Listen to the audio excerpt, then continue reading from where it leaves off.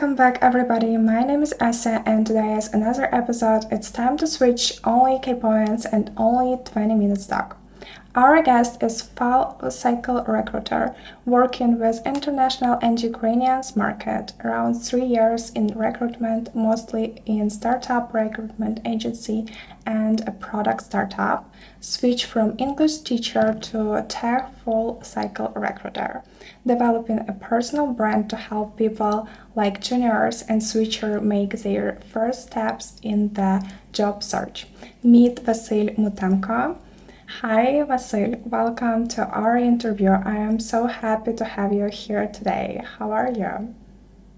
I'm good. Hi. Thank you so much for inviting me. It's real honor for me just to be speaking today here along with, great experts in this industry. So I'm really honored to be here today. Thank you.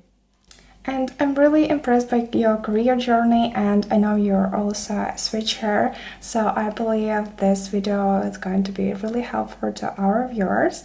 And also, this video was created by career partner, your support on the first steps to a career in tech. And thank you, Aisha. Yeah. And today we're diving into the topic of mastering the interview, how to ace curveball questions, and perfect answer. Tell me about yourself. Yeah, that's a very interesting topic. It might seem terrifying for some candidates, but it's very interesting to discuss, and it's quite manageable and it's straightforward, really. And I have a first question for you. What are the curveball questions and what's their goal?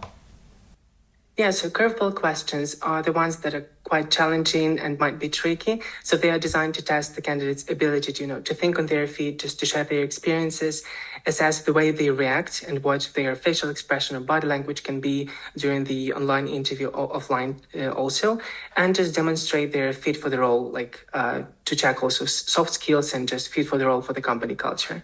Yeah, these questions might be like, tell me about the most challenging, projects they worked on, what was these? Or it also could sound like, if you could go back in time, what would be your career advice for younger self? As I mentioned, they're quite tricky, challenging, sometimes unexpected, but at the same time, they are absolutely fine and you can easily deal with that because they should be about your career and they should be about your working experience too. Thank you so much. So clear and simple. And I love the answer. And another question would be how to ace curveball questions. What are your top tips? Yeah, so there are a couple of tips that I'd like to share with our viewers. Firstly, if you get this kind of question, don't just lose yourself. Just stay calm. Stay calm. It's okay. Naturally, that some questions can appear too difficult to just answer straight away. So there is another tip for you is not to be afraid and just get lost during the interview. Don't be afraid to take a pause. Think about your response. It's perfectly fine to take a moment, and it's also good if you just tell a couple of lines to the interviewer or the recruiter. Let's say, well, that's an interesting question. Let me think for a moment. Or, well, that's a tough one, but let me just think for a while. And it's absolutely fine. These lines, like whatever you say to the recruiter that you need a moment to think, indicates that you are thoughtful and that you are ready to answer, but you just need a moment to think. Because sometimes if the candidate is just keeping silent for a couple of seconds or minutes, we might think that the candidate just lost the idea of their thoughts, or just let's say something something is wrong with the connection. So just tell this line that you understand the question, but you just need a minute. If you didn't understand the question, simply clarify it with the recruiter or the interviewer. You might start something like, well, let me see if I understood you correctly, or let me check with you if I understood correctly, and just reply with the main idea of what what the recruiter said to you. This shows the interviewer that you understand the question, but you just you just want to summarize just to provide the better answer. Clarification is key to successful communication during the interview. On one hand, you don't want to seem or appear incompetent, but on the other hand, you want to succeed in conversation and just to provide the best possible result and answer. Number 4 is to consider your most relevant working experience. If you're switching roles within IT, if you're a student applying for the role, just try to think about your academic experiences or volunteer experiences. If you participated in exchange programs like ISEC, Flags, I don't know, like Erasmus, whatever it is, just to be sure that you share that with the recruiter or the hiring manager. If you're transitioning from non-IT role, I'm sure there is something to talk about, like, I don't know, customer services or, how you collaborated on the team with your coworkers. For example, if you're an ESL teacher, you can talk about the way cooperated with students and just other relevant experiences. When you're ready to answer, well, you took a moment, you thought about what you want to say. When you're ready to answer, please use the STAR method. I know some experts were already talking in these episodes about STAR methods, so it's really helpful. It just helps you structure your answer the way way it is supposed to be, like situation, task, action, and result. Just look it up online, and you'll get the hang of it actually. And also just be authentic, be yourself. Don't be afraid to show that you might not know something or that you might get lost, but at the same time just stay calm.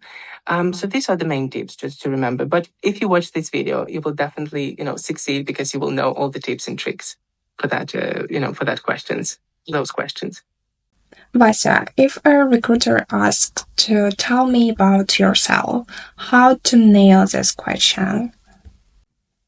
Yeah, that's a great one. The best way to answer this question is to prepare thoroughly, which I'll explain just in a moment. But while answering this question, it's important, though it might seem obvious, I know, but sometimes candidates might forget about this. Do not delve into personal matters or unrelated experiences, such as family issues, how tired we feel or you felt after the last European trip, or some other irrelevant topics. I know we're all human beings and we want to share this piece of information, but at the same time, it might not be the case and it might not be the occasion to do that. So this is your chance. Like, this question is your chance to pitch yourself, to pitch your experience, education, success, wins and failures, probably. You should use specific numbers, percentages, numbers of years of experience, maybe numbers of projects you completed, some kind of, share some data if you have it, or talk about any initiatives that you have taken, whether at work or in volunteering life or academic life. If you're a student and you're just applying for the role, proper interview preparation will definitely help you structure your tell me about yourself pitch effectively. Yeah. Okay, it sounds great and really helpful. And I'm thinking about another question for you. What about the interview prep, and why is it important if candidate presents? Well, that's one of the also great questions. It works both ways. I always try to make my interviews with my candidates as comfortable as possible. So I'm always setting the right tone right before we talk about the role or the company itself and the responsibilities. So this usually starts with a simple "Hi, how are you today?" We might have some follow-up, followed by the small talk about the weather, about the day. Yes, I always try to make sure that the candidate has a cup of tea or of coffee or water, like me. Because this is one of the tips also. If you don't know the answer to the question, but you need just a moment to think, you can just take a sip of water, tea, or coffee, and you just, you keep the time, and nobody will interrupt you. Like, why are you drinking and not answering the question? Yes. Yes. So then I present the agenda to the candidates so that they know what they should expect. And just to reduce the stress level, let's say. I also make it clear that the candidate can interrupt me anytime during the interview, because I feel absolutely fine with that. But on the candidate side, if they have the question in their head and they cannot, write it down instantly, they can forget by the end of the interview. So I'm always telling, like, yeah, if you have the question, please don't hesitate to interrupt me and just ask it when it appears in your head. As for my preparation, I review CV, LinkedIn profiles, some personal websites, if the candidates provide the links. I know portfolio if it's the creative industry, let's say, whatever the candidate provides in their CV or in our message history. I always try to check and just to get acquainted, get familiarized with that. However, even though I know that information from from what they provided. I always ask them to present themselves because I'm interested in hearing something more than they have on their CV, let's say.